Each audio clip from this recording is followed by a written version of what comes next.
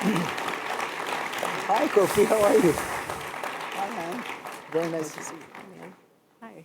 Ladies and gentlemen, thank you so much for being patient. I just want to begin by first welcoming you all, thanking you so much for coming, welcoming Bill and Melinda. This is now the ubiquitous sign of a modern way of actually participating in an event, which is that you take a video or a snapshot of it, which is all fine, but if you could please, no flashes and no phones and things like that, because this is now being taped for broadcast on my show. And so I'd be very grateful if you let the professionals actually do it, and you can then videotape it, and you'll have it in higher quality, than you do right now. I thought what we do is we have this extraordinary opportunity to really talk about anything and everything with Bill and Melinda Gates. But what I want to do is focus in on their really superb annual letter this year and use it to talk about some of the big themes that they have been grappling with for the last several years. So, when we think about the world and when we read about it and watch it, it feels like the world is going to hell in a handbasket. It feels like there's danger and terror and violence everywhere. And yet, if you look at the actual trend lines, there's some extraordinary good news out there that people have not focused on a lot. And what I'm going to try and talk about is that good news. So, Bill, let me start with you. The most remarkable trend of the last several years, to me, is that the number of people who live in poverty is almost down by half. Depending on how you measure it, it's down 40% or 50%. And I don't think I've ever seen an adequate explanation of why did this happen? What changed, over the last 20 or 30 years that has allowed this extraordinary and rapid progress in the eradication of poverty? Yeah, the key thing that economists always have a hard time with, because it's exogenous, is the innovation. So, the world went up until the last 300 years or so with basically no GDP growth. And until you get things like energy intensification, modern materials, eventually deepening of education, infrastructure, that's where you start to see amazing economic growth. And following countries that have done it right is easier than being out in front. And that's why you have these economic miracles where people get their agricultural sector in great shape, they get education infrastructure in great shape, and then they participate in the world economy. So there's really two reasons why those numbers are so great. One is the China piece of it, which is a meaningful piece of it. What they did between 1989 and even to today, every year there's a headline saying the Chinese miracle will end because there's this imbalance or that imbalance. And in fact, yes, its growth is lower than it was, but it's still growth that we would love to have, or the globe would love to have. And off a much higher base. So the growth is slowing, but off a much larger economy. That's right. They're a middle-income country now. And, everybody slows down once you get into that phase. But the economic miracle really does extend outside of China. And Charles Kinney has talked about how at any level of GDP, life is better. That is, you wouldn't, literacy, measles deaths, life expectancy, at every level of GDP is more now than it was. So not only did we get the economic growth, the basket of goods, the things, the fundamental basics have improved as well. And what we predict is that wonderful thing of the fundamentals improving is going to accelerate in the next 15 years. But why is it happening? Have we just gotten smarter about how to eradicate poverty in the last 20 or so years? The ability to not mess up the agriculture sector, to get the inputs the latest seeds available, to educate the farmers, the information about when to plant, what the market prices are. All of those things are way easier to do now. So Ethiopia is kind of our poster child, both in health and agriculture, because it was extremely poor and it had socialistic policies. And Meles, now followed by Haile Mariam, has done a series of reform that meant their childhood health has improved dramatically, their agricultural productivity has more than doubled. And it's not something where we look and say, oh, nobody ever did that before. There's a book called How Asia Works that really differentiates what the best Asian countries did. And agricultural reform to get the productivity up and free up the labor is step one. And Ethiopia is basically following that formula. The Green Revolution happened in India and Pakistan in the late 60s and 70s. And so none of those seeds were used in China until they did the reform. So those seeds were just sitting there for the 1990s. And that's why Chinese agricultural stuff goes up so fast. It's almost impossible, but the inputs were so out of date. And Africa faces a very similar situation where we haven't given them the latest seeds, partly because of their ecosystems or crops, partly because the farmer education, the credit system, and all that stuff is not that hard to fix. So Melinda, the other piece of this, which Bill alluded to, was health. I mean, in general, as you say, it's not just that we've gotten less poor, or I prefer that to saying richer for people living on $1 or $2 a day, but that their lives have gotten better, and most importantly, their healthcare has gotten better. So you make a prediction about cutting the number of children who die before the age of 5. And it's astonishing that it used to be 1 out of every 10 children died before they hit 5 years of age. And you're hoping that it'll be 1 in 20. Right. Why do you think health has improved so much? Again, is it that we've gotten smarter about what to do?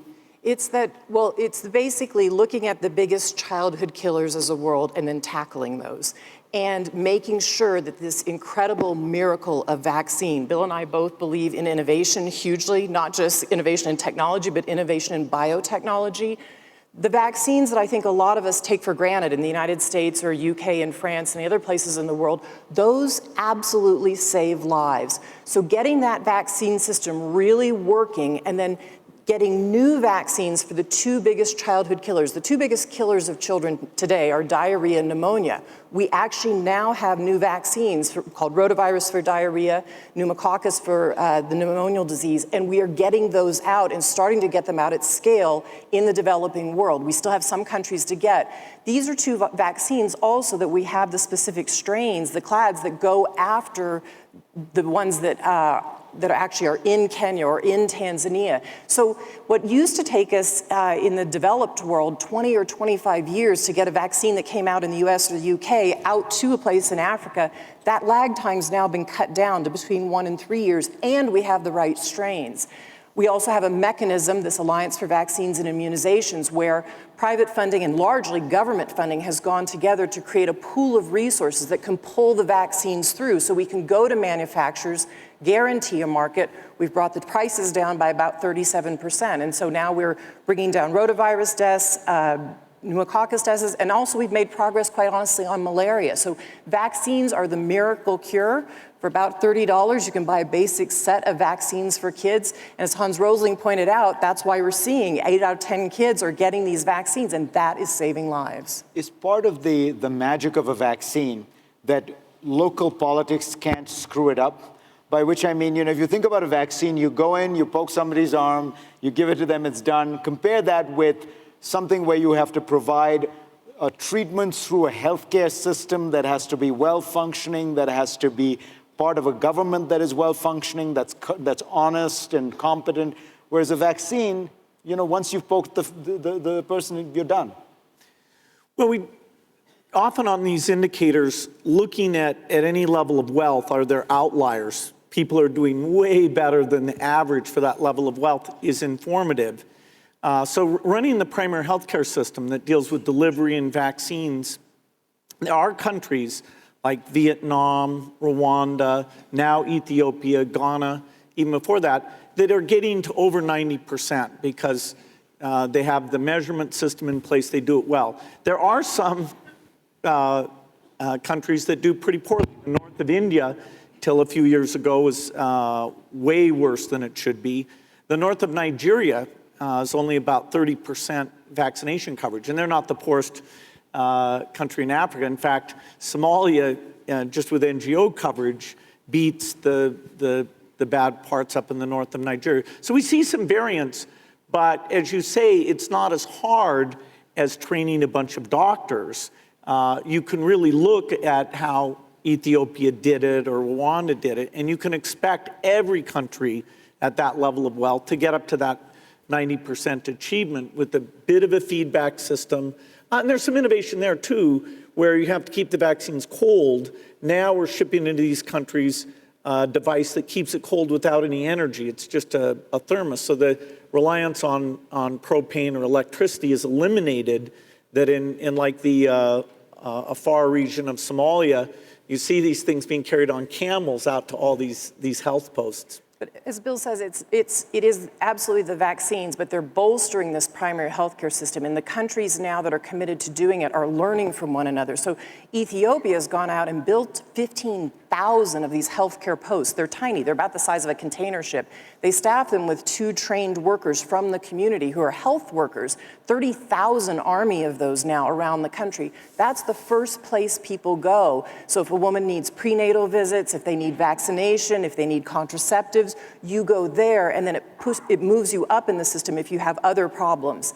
Rwanda has had the steepest decline in childhood mortality in the history of the world, and it's because they've gotten vaccination up and they've built out this primary healthcare system that goes all the way up to tertiary care. When thinking about how to handle these diseases and why in some cases they're reaching a tipping point, I thought in your letter the example of AIDS was really interesting. So why is it that we have reached a kind of tipping point in the treatment of AIDS? Well, the world has been incredibly generous. On that particular issue, the United States has taken a strong lead between PEPFAR and their leadership role in the Global Fund. As you get people on treatment, their viral levels, the amount of virus they have, is dramatically reduced. And so they're less infectious. And so that reduces the spread of the disease. We do over time need 2 miracles in HIV. We need a vaccine to stop people from being susceptible, but then we'll still have over 30 million people who have been infected.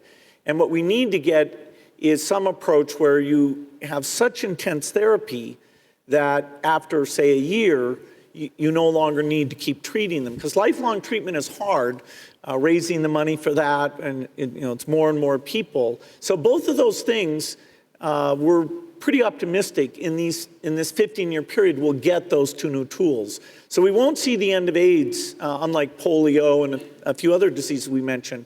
But both for malaria and AIDS, we're saying that the tools that let us do 95 to 100% reduction, those tools will be invented during this 15-year period. One of your predictions is that Africa will be able to feed itself. Now, to explain why this is a bold prediction, Africa is in a kind of strange position where it sits on some of the most arable land in the world and yet cannot feed itself, has chronic problems of food shortages and stuff. Why is that, and why is it going to get fixed? Well, 7 out of 10 adults in Africa are farmers, and they farm a plot of land that's usually less than 2 hectares. So they have these small family farms, and they want to not only obviously grow to feed their family, but their goal is to actually put crop onto the market, to have market access to be able to get extra income. So there's several issues there very large issues that need to be solved. One is making sure they have access to the latest seeds. We have fantastic seed technology in the developed world, and there are specific crop varieties of those that need to get adapted to African regions. And so that we're opening up that seed system, we're getting those created and getting them out to farmers. You need to get them not only into the hands of male farmers, but also female farmers. Quite a few of the farmers in Africa are female. But then they also, besides seeds, they need training in how to plant, how to rotate the crops, how to do no-till farming, how to apply fertilizer, all of those things.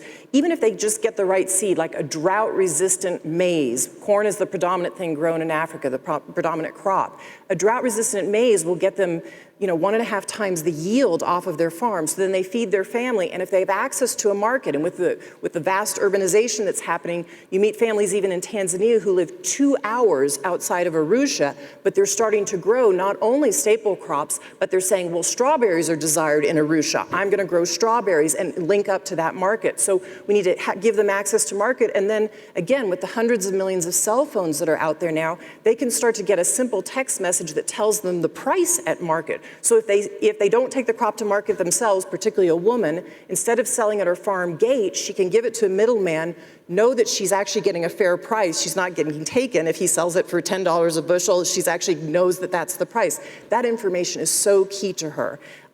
So if we get all of those things done, and the road systems are key, we talk about that as well in the annual letter, we do think Africa will be able to do the right things to be able to put extra crop onto the market and to trade within country and intra-country. Do you accept what I think is now become a kind of a received wisdom that if you give money in the form of aid to women, it is a much better use of the money? That basically, I suppose the simple way to put it would be, if you give the money to the man, he will go to the local tavern. If you give the money to the woman, she will put it into her child's education. The research suggests that every marginal dollar a woman gets in her hand, she's 90% likely to plow it back into her family. So my sense is that if you empower that woman, you're empowering everybody else. And so there are so many things we need to do. We work very much, as you know, on health, maternal health, family planning, making sure that she can time and space the births of her children so that she's healthier, her kids are healthier. But I think of the women's empowerment in kind of 3 areas. I think of it in health. I think of it, does a woman have the ability to make a decision in her household? And does she have economic opportunity? And quite frankly, as Hans Rosling and others talk about this, education is absolutely fundamental in this, because education helps her not only be able to do decision making and to have some economic opportunity, the whole way she accesses the health system changes if she has an education, and that goes back to her family. So we know that if she's educated, she's more likely to marry later, she's likely to have children later. For a literate woman, her child is 50% more likely to make it to their 5th birthday. And if she's educated, she's twice as likely to educate her daughter. That has profound effects for the family, the community, whole societies, and I think whole geographies. And it's why we start to talk about then, okay, if you can get labor force participation of women, you could raise some of the GDPs in Africa by 12% or in India by 10%. So to me, the female piece of this is just absolutely fundamental.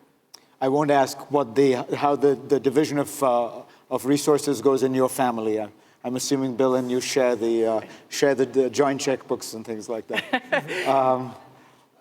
Bill, let me ask you about mobile technology, because again, that's in the letter, and it strikes me this is the next big wave that's going to course through the world, particularly the third world. I look at India, where I grew up.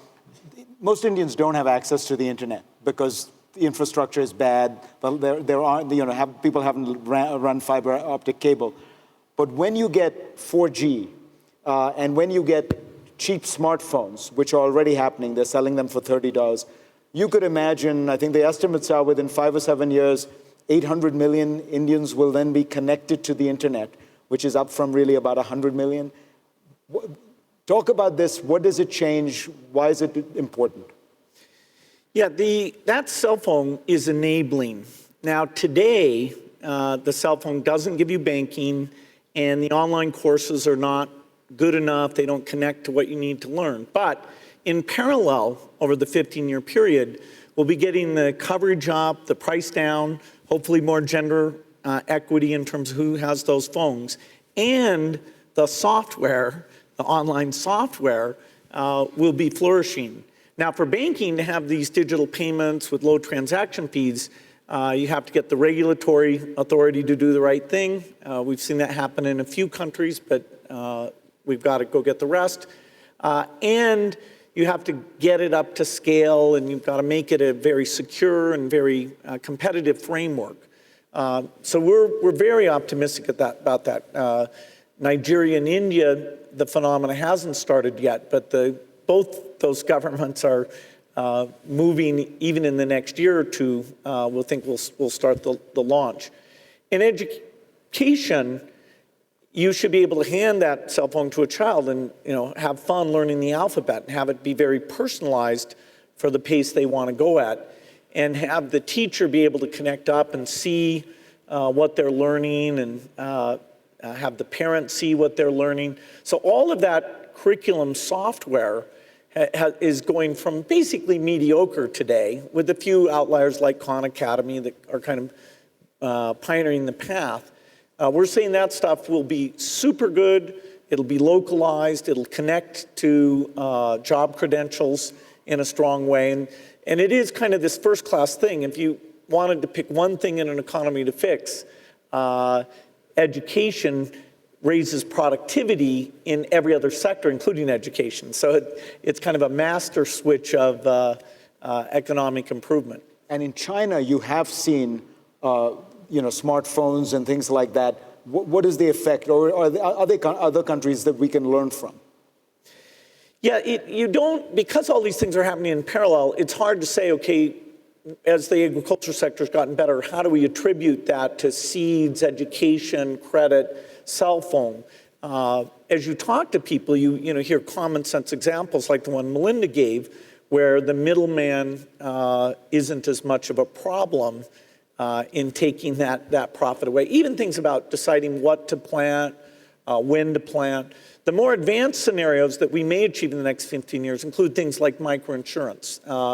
And I wouldn't guarantee that's going to happen, but once you get those digital rails open and available, making sure you're saving for education, there's a lot that can be done. When you look at this issue, because a lot of the things you talk about in terms of empowering women is about giving them knowledge.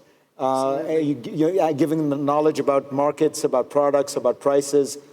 Do you think that this could be a game changer, this rise of cheap smartphones, I guess? Absolutely. I mean, we're even seeing, even before the smartphones, just the fact that a woman can save money on her basic plastic phone out in a remote area. Kenya's had mobile money now for a while, M-Pesa, which is mobile money. 90% of households use it in Kenya. It's a pretty closed system right now, but what women are talking about is the fact that it's so cheap now that what they can do is they can save $1 a day, $2 a day. If their husband goes into Nairobi and gets a job, she can ask for remittances back. And women will tell you, I'm in charge of the household finances in the sense that if there's a health shock, I have to have the money when the child has malaria or when I have to take them to the health clinic. So when you start to see these things going to scale, at Tanzania, 46% of households are using mobile money. We're seeing it start to go to scale at Bangladesh. You're seeing it go to scale in places like the Philippines. For women, that's transformative. And as they learn the benefits of having mobile money and saving money, the whole family then, all the families that I talk to talk about their dream is to educate their children. And so they say the biggest thing is when the school fees come due, do we have the money? Well, if you can save, we take so for granted in our countries, the fact that we have a savings mechanism. We don't hide it in the mattress. The relatives don't come ask us for money, which is what happens to women in Africa. And if you save that money when the time comes due, you have the school fees then to pay. And the women will also tell you, once they learn about their cell phone, they do all kinds of other things. They learn about, people send out text messages about, oh, there's a new spigot open with clean water. Oh, come for your antenatal visits. If you have a smartphone, women are saying that it's bringing down violence because they will give 6 people they trust, if they have a smartphone, their phone number. And they have a one-button push that if they feel there's some violent situation in the slum they're in, they push the button and they know immediately 6 people know about it, that, hey, I'm in trouble in some way. That is a change. What's fascinating about all this, about what the evolution of the phone, is that nobody uses it to make phone calls anymore. Bill, when you think about this, is this a case of reverse innovation where the West will learn something from the use of the ubiquitous use of phones? Put on your technologist hat and tell me what does 4G and smartphones mean for the West? Will we have banks anymore 25 years from now? Well, I don't think we'll have the kind of branch infrastructure or ATMs or personnel in those branches that we have today, because it'll be outcompeted. That is, you'll be able to get an equivalent service for a far smaller fee, and so people will have to defund all of that. And the barriers to entry then become a lot less. Frictional costs, changing, everything gets a lot better there. This is a case where the West is kind of happy with the way it does things. And it's hard to switch because the news system has to get to critical mass.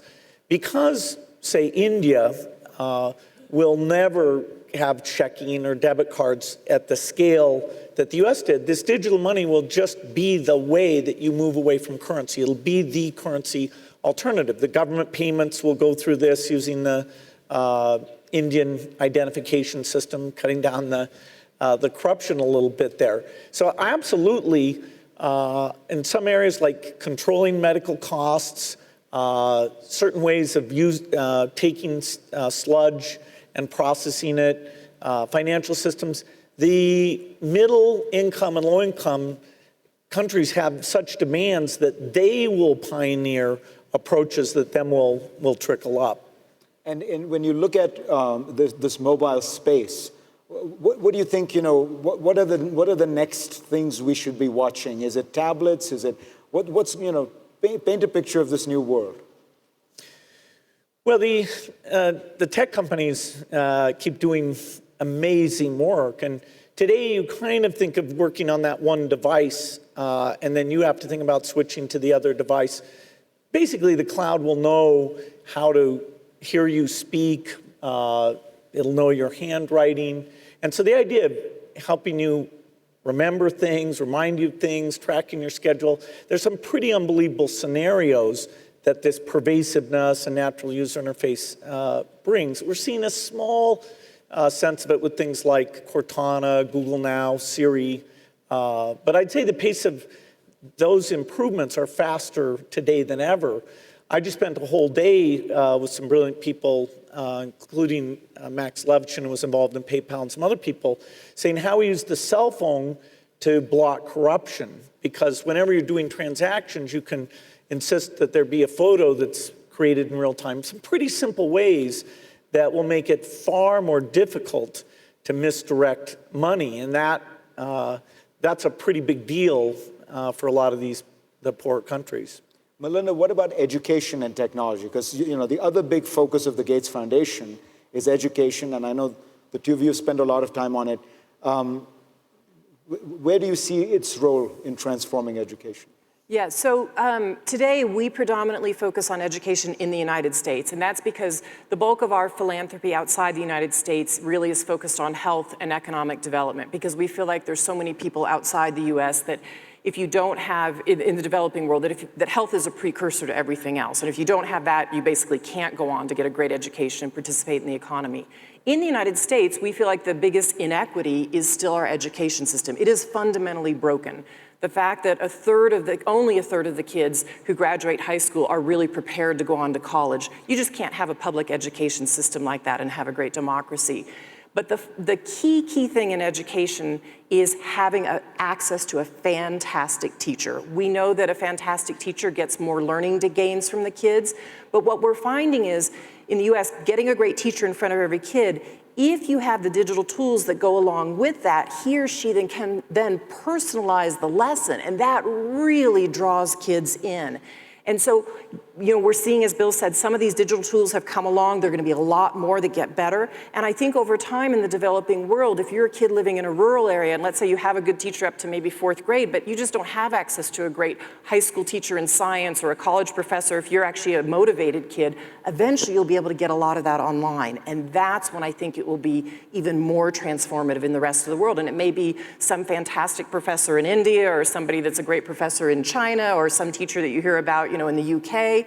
That's when you start to get kids motivated and learning together. And we're starting to see kids get online together to have a global discussion about a topic. If you want to discuss the climate, don't just discuss it about in your region. Talk to other kids who are focusing on this in their parts of the world too. That's when it starts to get more interesting. And I think that's still a little bit of a time off. And so for now, we're focused on really the pieces in the United States and the digital tools in the US.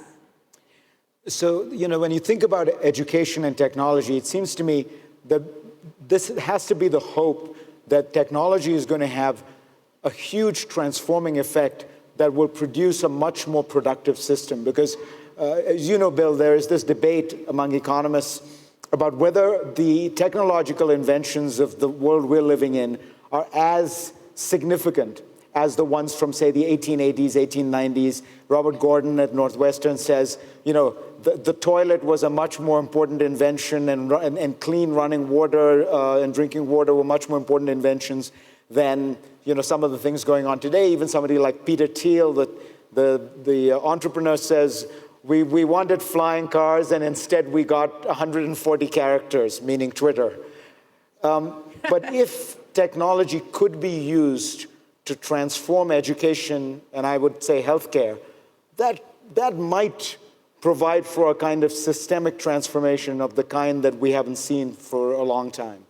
Yeah, I agree with that. But the fact that people can say they don't see the acceleration and innovation, including on fundamental issues, to me, it takes almost a willful blindness. Our understanding of biology and tools that can help, and what that means for childhood death rate. Nutrition, we are finally beginning to understand nutrition and therefore malnutrition. And that unlocks so much potential because about 40% of the kids in Africa simply don't have the diet to be fully physically or mentally developed.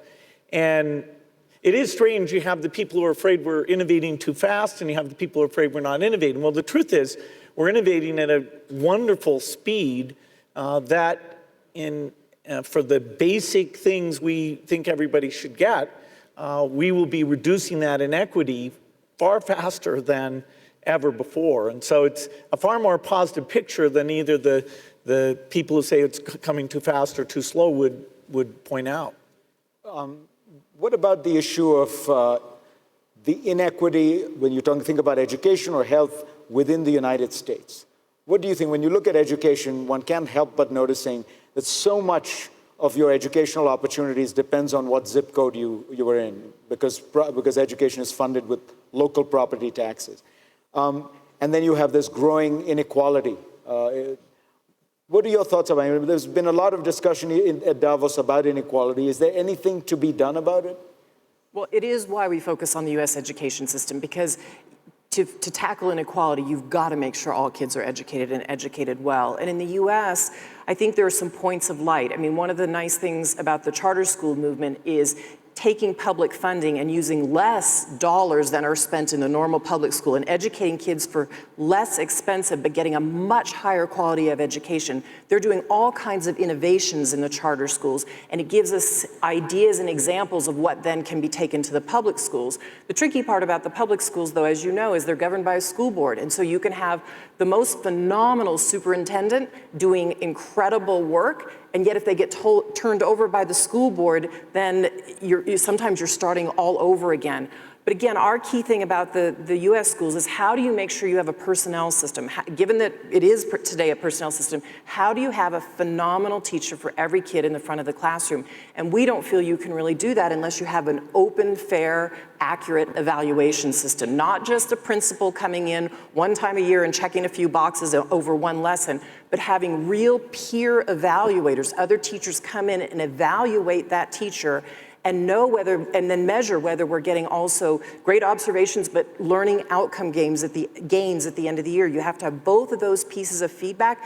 And quite honestly, some schools that are putting in student surveys, the thing that's most indicative about whether a teacher is actually a high quality teacher and whether the kid will have learned what they should learn by the end of the year, the student surveys are the most indicative of that. But an evaluation system that has all of those components, or at least two of them, great observation and test scores, and really evaluating a teacher and saying, are they good, and then how do you make them better? We feel like that's the way to make the system better. Bill, you have at the end of your annual letter a new campaign you want to start up. Explain what it is, because I think the audience would be interested. Well, it's fascinating when there's a disaster in the world that we see an incredible response. People can see what went wrong. They know they wouldn't want to be in that bad situation. So the generosity is incredible. But in fact, of the children that die, of the bad things that go on, 98% of it is the chronic, not the acute. And so how do you engage people in knowing that those problems are out there, but knowing that they're solvable problems? In fact, more solvable than, once the hurricane's gone, the money that's donated can't undo the hurricane. And so we have a sense that if we're creative about how we bring together the nonprofit organizations and use digital approaches, that we could draw people in to be what we call global citizens. And so at the end of the letter, we make an appeal. We say, well, if you've read this letter, you probably are a global citizen, somebody who cares about things broadly, would like to stay informed. If you sign up, we'll be sending you, 4 emails a month, and those will give you opportunities for deeper engagement in different areas. And so in the year 2015, as the UN adopts these new goals, we think it's kind of a unique time to have people step back and kind of say, hey, they're committed. They want to have some involvement, some awareness of how this is going. They're part of humanity. So we'll see. So far it looks like a lot of people find it as an exciting concept. Melinda, you have an early supporter of this program, whom I am going to confidently say I can say is possibly smarter than Bill Gates, and Bill will not mind my saying that. Yeah. And one of the things about not just the individual who video will show is that we want to take all that individual caring that we hear about and help create some action for the world. And I think it's individuals that also hold governments accountable for these big goals, and that's really important. So we asked a friend to do a video, somebody that knows a lot about global challenges, and we ask you after you see the video to sign up and share your voice and your stories. Thanks.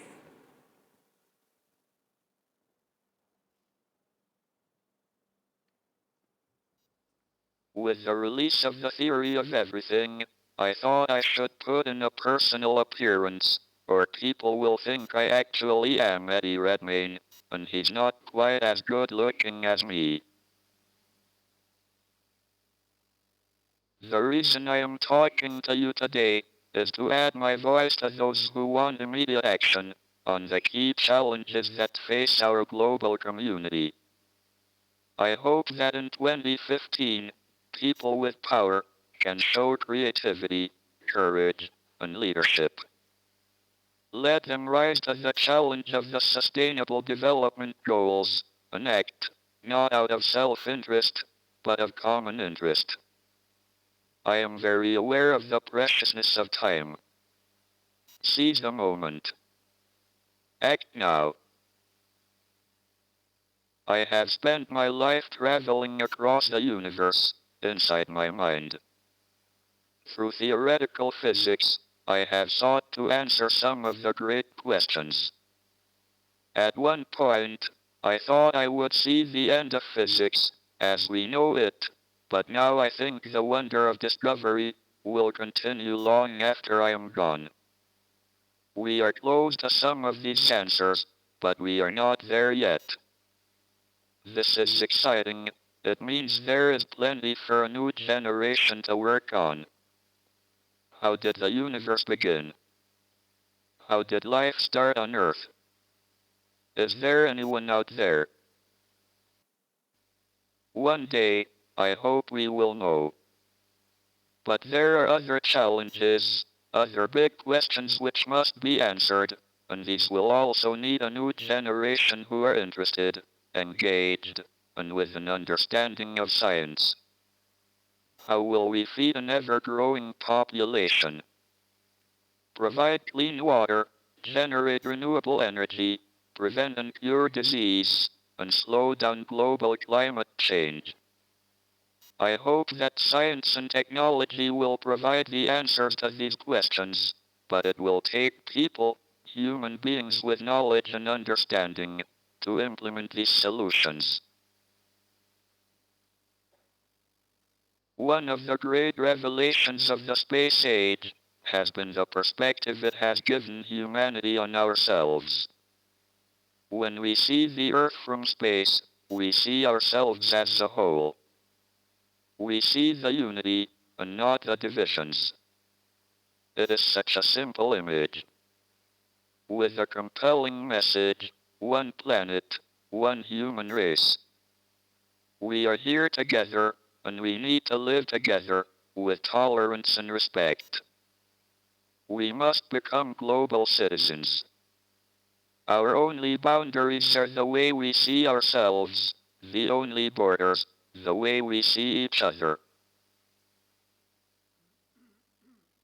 I have been enormously privileged, through my work, to be able to contribute to our understanding of the universe. But it would be an empty universe indeed, if it were not for the people I love, and who love me. Without them, the wonder of it all would be lost on me. Let us fight for every woman and every man, to have the opportunity to live healthy, secure lives, full of opportunity and love. We are all time travelers, journeying together into the future. But let us work together to make that future a place we want to visit. Be brave, be determined, overcome the odds. It can be done. Thank you for listening.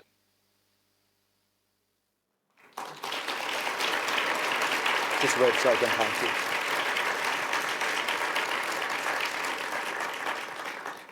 And thank you, Melinda and Bill Gates. Thank you all. Pleasure. Agreed.